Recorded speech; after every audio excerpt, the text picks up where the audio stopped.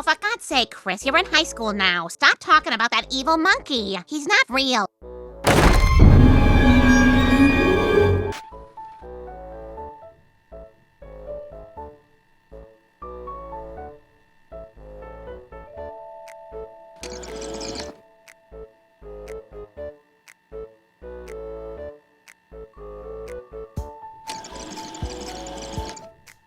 Nothing. All right, it's time to play rough. I got you, you bastard! Well, here he is, the evil monkey. Do you believe me now? Holy crap! It is real. Oh, my God, Chris was right. Holy crap, Chris, is that thing dangerous? Yes, he's evil. I'm not really evil. It talks! Thanks for everything, Monkey. You made me realize how much Chris really means to me and how I should always remember not to take him for granted.